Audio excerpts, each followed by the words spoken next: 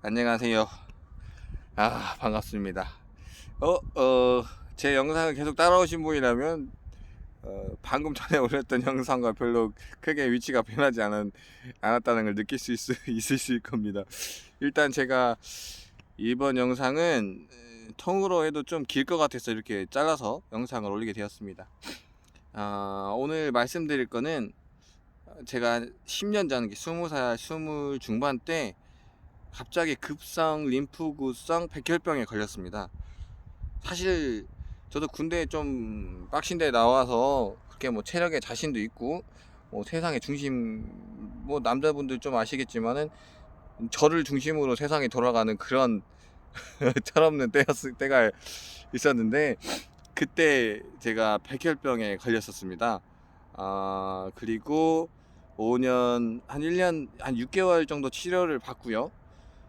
5년 지나고 완치를 받고 지금 5년 더 살아 한 10년 동안 이렇게 살게 되었습니다. 물론 지금은 이제 제가 몸 관리를 잘못해서 큰 병에 걸렸지만, 제 이제 이야기를 들어보시면 아시겠지만 저만큼 힘든 백혈병을 아시는 분이 별로 없을 것이고, 의사 선생님만 교수님 잘 따르시면은 충분히 완치 가능하시고 오래오래 사실 수가 있다는 것을 이렇게 말씀드리고자 이렇게 영상을 찍게 되었습니다.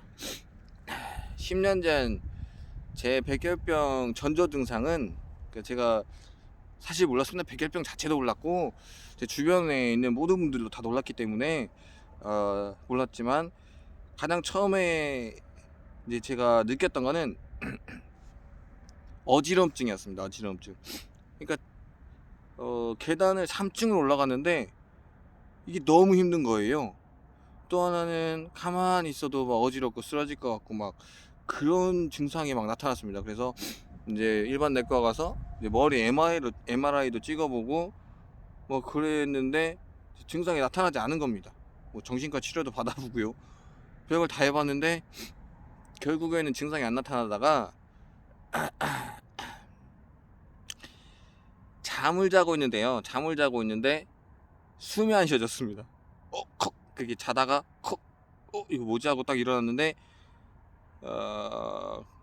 간신히 숨을 쉬고 아침에 이제 폐 사진 찍으러 갔습니다. 그랬더니 한쪽 폐는 물 다 찼고요. 양쪽 폐 하나, 왼쪽 폐인가? 이쪽에 이만큼만 공간에 남겨주고 다 물이 찬 겁니다. 그래서 빨리 대학병원으로 가라고 해서 제가 대학병원 갔는데, 이 대학병원 교수님이 피검사랑 싹 보시더니 이거는 혈액종양내과로 가야 된다. 그래서 처음 들어본 과를 제가 가게 됩니다. 그리고 제가 응급실 쪽으로 입원을 해서, 그때가 금요일이었습니다. 금요일 이제 갔는데, 그때 제가 어느 정도 상태였냐면 제가 토요일날 병원 갔으면 죽었습니다. 치료할 방법이 없어서. 왜냐면 온몸에 백혈병은 혈액암이라서 그 혈액이 온몸에 다 그 암세포가 너무 많이 퍼져 있었습니다.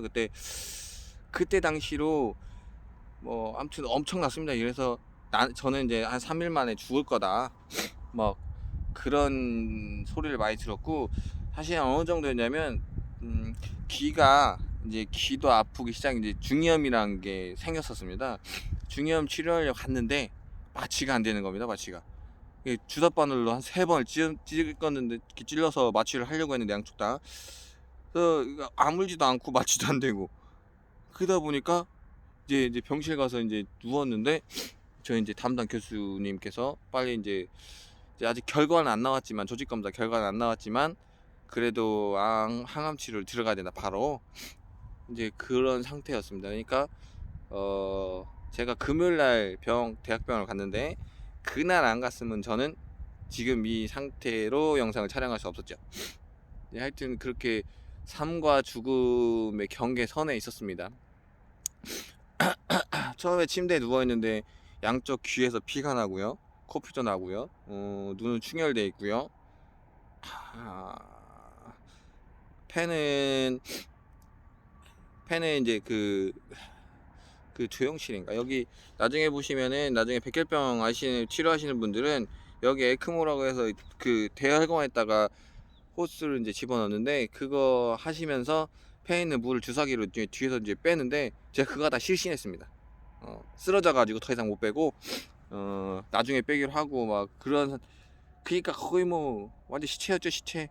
모든 사람들이 이제 내일 죽을 거라 막 생각하고 막 그 다 오시고 막 친구들 놀라서 그 당시 막 오고 막 그랬습니다. 그렇게 그런 날이 있었습니다.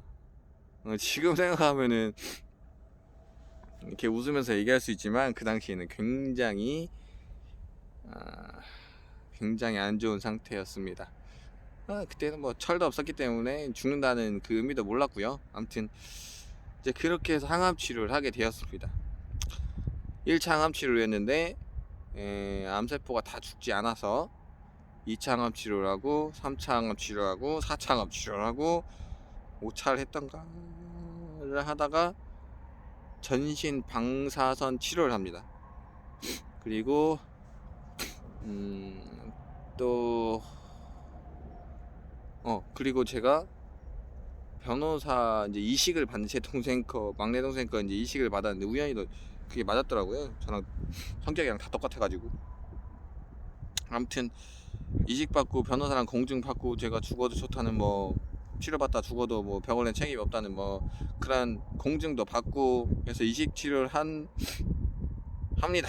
하고 하고 이제 제가 이렇게 살아났는데, 뭐 물론 숙주 반응도 일어나고요. 나중에 치료 다 끝내보시면 아시겠지만, 백혈병 치료, 저는 그렇게 죽을 만큼 힘든 시기였기 때문에 항암 치료든 전신 방사선 치료든 저는 거의 젊기도 했고 엄청 강한 걸 썼습니다. 제가 손톱이 두세 번인가를 새로 다 빠지고요. 머리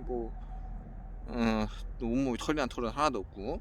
아무튼 이제 그런 치료를 받고 나면은 몸에서 하나씩 고장이 납니다. 저 같은 경우는 이제 고관절이 양쪽이 다 괴사가 발생해서 양쪽 고관절 치료과 수술까지 하고 그 다음에 완치 치료를 받게 됩니다. 근데 그 당시에 어떤 분이 저한테 이 말씀을 해주시더라고요. 제가 이거는 백혈병 치료하신 분들에게 꼭 해드리고 싶은 말은, 백혈병 치료를 받고 완치를 받을 때까지 정말 몸에 신경을 많이 쓰십니다. 이제 차츰 병원에 가는 게 늦어지긴, 이제 교수님 뵈러 가는 게 시간이 늦춰지긴 하고 약도 줄고 막 그런데 6년 차까지 7년 차까지는 뭐 그냥 기침만 나면 갑니다. 뭐 이거 백혈병 아닌가 하고 오시면서 가서 피 검사해보고 막 그렇습니다. 7년 차까지는. 7년 차가 지나고 8년 차도 운동도 하고 몸 관리하는데, 그 이후가 굉장히 중요합니다. 저도 한 2년간 이렇게 몸 관리를 잘못했기 때문에 지금 이런 큰 병이 얻었다고 생각하시는데요. 백혈병 치료를 받고 완치되신 분들은 꼭 자신이 왜 그렇게 힘든 치료를 받았는지를 다시 생각하면서 7년이나 8년 지나도 꼭 자기 몸 관리 꼭 해주시기 바랍니다. 제가 경험했기 때문에 압니다. 8년 지나면요, 술도 먹고 합니다. 친구한테 지금 엄청 욕을 먹고 있고 그렇지만은 이제 다른 분들께서는 꼭 지켜주셨으면 합니다. 잠깐, 백혈병 치료를 저는 어떻게 버텨냈냐. 일단 저는 항암 치료를 하시는 모든 분들 아시겠지만 밥을 못 먹습니다. 죽 누룽지 뭐 할 것 없이 아무것도 못 먹습니다. 진짜 계속 누워있는 게 일이고요. 하지만 그래도 뭐라도 먹어야 됩니다. 저 같은 경우는 이제 무균실에 이제 4인실 무균실 갔다 이식할 때는 1인실 무균실로 갔지만, 4인실 무균실 갔을 때는 밥 대신 과자를 한 4봉? 5봉씩 밥도 먹었지만 그렇게 먹었습니다. 억지로라도 무조건 먹으셔야 됩니다. 아니면 정신을 못 차립니다. 이 약도 약이지만 너무 힘들기 때문에 꼭 드시고요. 이런 말이 있습니다. 그 암 환자들 사이에서는 암세포가 고기 종류를 굉장히 좋아합니다. 그래서 소고기나 돼지고기, 뭐 뼈 우린 국물을 먹으면 암세포가 커지기 때문에 먹지 말라는 그런 소리도 있었지만 저는 꿋꿋하게 먹었습니다. 왜 먹었냐면 뭐 암세포는 뭐 교수님이 제거해 주실 거고 항암 치료를 어차피 힘든 치료를 받고 있기 때문에. 하지만 제가 힘을 차리기 위해서는 먹어야 했습니다. 이제 밥을 못 먹는다 얘기했는데 어떻게 먹을 수 있냐면 먹어야 산다 이런 마음으로. 그때 20대였습니다 20대 후반이었기 때문에 그렇게 잘 먹고 견뎌냈던 것 같습니다. 그렇게 백혈병 치료를 했습니다. 또 대부분 궁금해 하시는 게 저는 골수검사라고 생각합니다. 골수검사 이식 받을 때도 골수검사를 해서 이제 골수를 이식받게 되는데, 골수검사는요 엉덩이 위에 있는 그 뼈에서 채취를 하게 됩니다. 그래서 그 백혈병 환자들은 골수검사 꼭 하시죠. 엄청 아프시죠? 저는 그걸 5번 했습니다. 5번.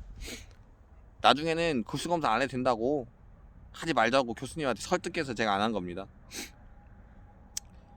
그냥 뭐 그냥 저 세상과 정말 힘듭니다. 그런데요 제가 한 3년차 선생님한테 한번 받은 적이 있는데 그분은 그때는 하나도 안 아프더라고요. 그러니까 그 의사 선생님을 잘 만나야 된다는 그런 결론도 있지만은, 아무튼 골수검사는 그렇습니다. 그래서 골수 이식을 하게 되면은 이식자는 그렇게 걱정 안 하셔도 됩니다. 만약에 골수 이식이 막 이런 사람도 있어. 골이 머리 있기 때문에 골 여기 머리에서 뽑지 않느냐, 그런 거 아닙니다. 피로 뽑습니다. 피 뽑습니다. 피. 엉덩이 뒤에서 피를 뽑아서 가족이면 많이 뽑고요. 가족이 아니시면 그렇게 많이 뽑지 않습니다. 많이 뽑아도 제 동생 같은 경우는 엄청 많이 뽑았는데 2, 3일 잘 쉬다가 잘 드시고 나면 정상인처럼 아무런 걱정 없이 사십니다. 그렇게 힘들지도 않습니다. 안 해봤기 때문에 그거는 힘들 수도 있습니다.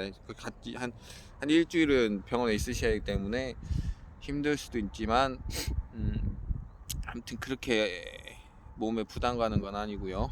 그 다음에 타인이 이식을 해주신다고 해도 그렇게 많이 뽑지 않습니다. 타인과는. 그렇기 때문에 해주실 수 있으시면 꼭 해주셨으면 좋겠습니다. 왜냐면 백혈병 환자의 완전한 치료는 골수 이식밖에 없습니다. 재발률이 좀 높을 거라고 저는 생각합니다. 골수 이식을 하지 않으면. 그래서 골수 이식을 꼭 하셔야 되는데 그렇게 무서운 치료가 아니기 때문에 기증자들 분 계시면 꼭 해주셨으면 좋겠습니다. 그리고 또 백혈병 치료하고 나면은 정상인처럼 행동합니다. 정상인처럼. 그래서 한 3년차 4년차부터는 아마 그렇게 자기가 백혈병이었다는 사실을 인지하지 않다면 정상인처럼 똑같이 생활할 수 있으시기 때문에 그 처음 치료받는 그때를 꼭 잘 버티시길 바랍니다. 참고로 백혈병 때는 알벤다졸 알지 못했습니다. 이건 최근 작년부터 2019년부터 나온 거기 때문에요. 아무튼 제가 백혈병의 최종 끝에서 지금 이제 교수님과 상의하지만 역전의 용도라고 그렇게 하십니다. 저랑 지금 이제 항암치를 맡고 있기 때문에 이제 제 교수 담당 교수님 아니시지만 제 옆에 와가지고 막 이렇게 말도 걸어주시고 아주 감사하고 능력이 있으신 분인데, 아무튼 그분이 막 역전의 용사라고 막 진짜 막 다 죽을 걸 같이 살아내서 고맙다고 막 그렇게 하지만 해주시고 되게 감사한 분이십니다. 그래서 꼭 이렇게 잘 치료 받으시고요. 백혈병은 거의 다 삽니다. 그러니까 힘들어도 꼭 버티시기 바랍니다. 화이팅입니다. 화이팅!